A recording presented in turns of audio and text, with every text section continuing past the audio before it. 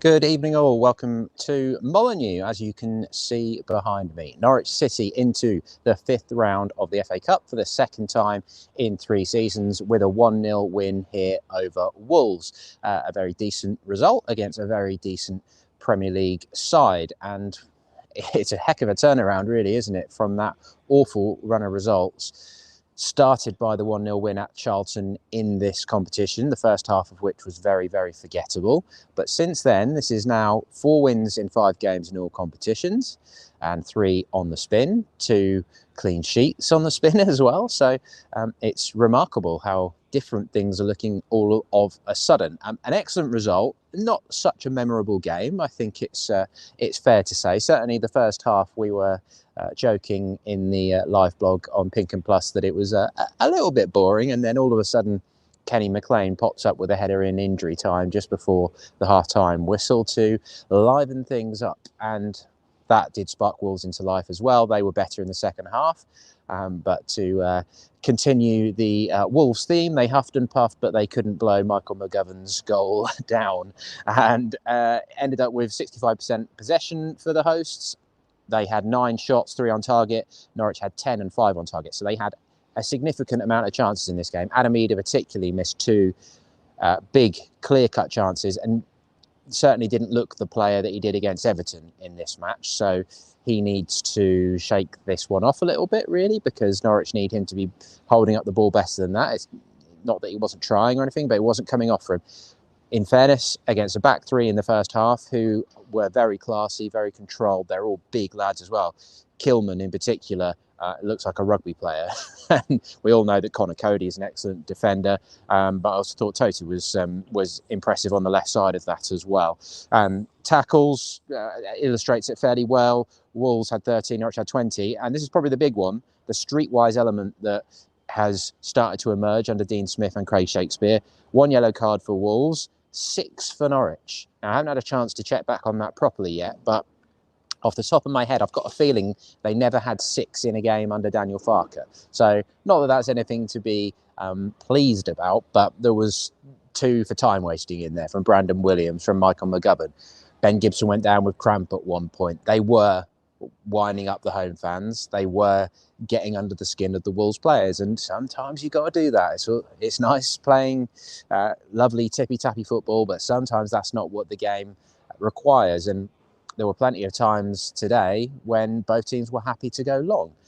So not the prettiest of matches. I'll give Kenny McLean my man of the match, not just for the goal, but I've just spoken to him actually, and I spoke to him after the 5-0 defeat to Arsenal on Boxing Day at Carrow Road, and he was very, very low after that one. I think he said that they'd been terrible, if I'm remembering that correctly.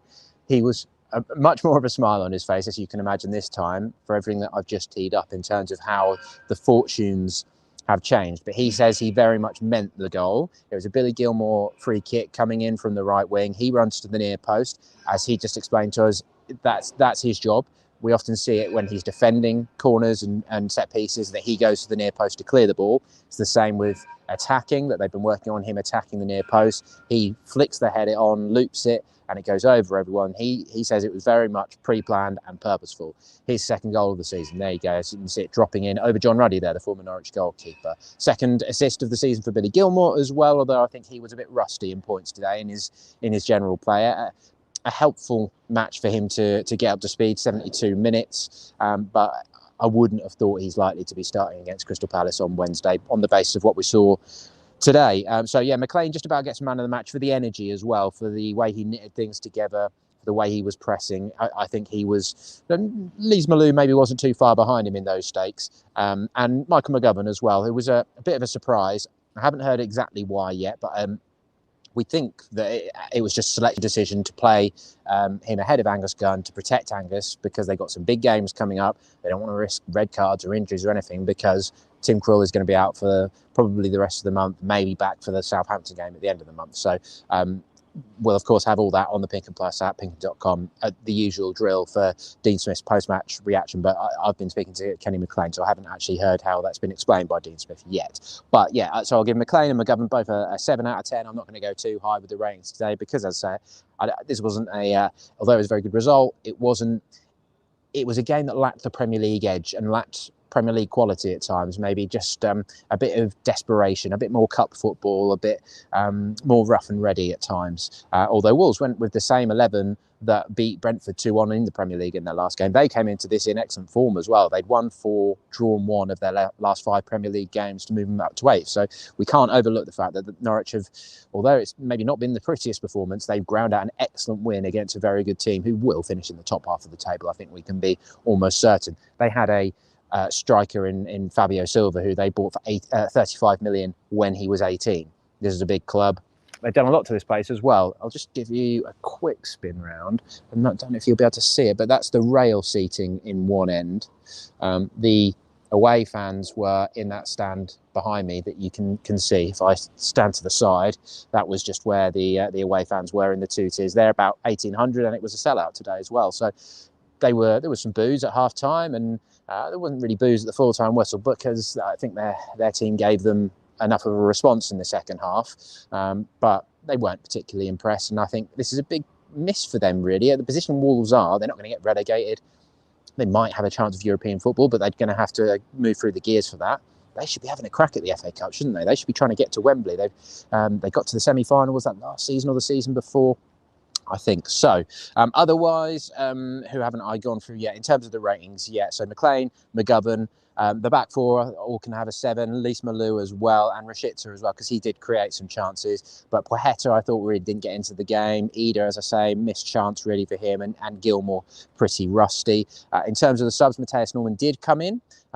In the end, it was 5 changes. There was a late change because of illness to Josh Sargent. So Poeta came in on the right at late notice, and that brought John McCracken onto the bench. But Byron came in for Max Aarons at right back, who dropped to the bench. Michael McGovern, as already said, with Angus Gunn. Gilmour coming back in to midfield as well. Sorensen dropping out of the team. Pukki dropping out, although he was on the bench. So it's Pukki and Norman coming on in the 66th minute for Ida and McLean. McLean already on booking at that point. Dowell came on for Gilmour in the 72nd minute and really should have wrapped up the win. He had an excellent chance, which would have been a big moment for him because he's sort of in the background of things, isn't he? And John Rowe came on in the 82nd minute for Rashica as well. So yeah, the two big chances I was mentioning for Ida, both created by Rashica, who sent Ida clean through, just had John ready to beat. But the problem with both ones really was that he was on his slightly weaker left foot. Decent contact, but Ruddy smothers the first one in the 16th minute. The second one's in the 43rd minute, and Ida initially does well to get the ball out of his feet onto his left, low sort of shot that again Ruddy saves, and he doesn't connect well enough with. But first minute of injury time is when McLean loops in that Gilmour free kick to take the lead. Then it was pretty much all Wolves, although I think the defence it was scrappy at times, but they'll be pretty pleased with that clean sheet overall in terms of the players that they were up against. Podence is a very good player, very tricky. Already mentioned Silva, Raul Jimenez coming off the bench as well when they went a bit more direct. They've got plenty of talent in their ranks. Nelson Semedo cut in from the right and fired a low left-footed shot, which McGovern dropped on, guessed correctly on that one in the 54th minute. And Podence and Neves went for the sort of Beckham and Scholes routine from a corner, floated it deep to the edge of the box. Neves makes clean contact, but not powerful enough, and McGovern drops on it. 67th minute, Podence, bit of trickery on the left side of the box, smashes a low shot, which was decent gloves from McGovern to parry that away. But that was about as good as it got for Wolves. So for all the huffing and puffing, they didn't really get in behind Norwich.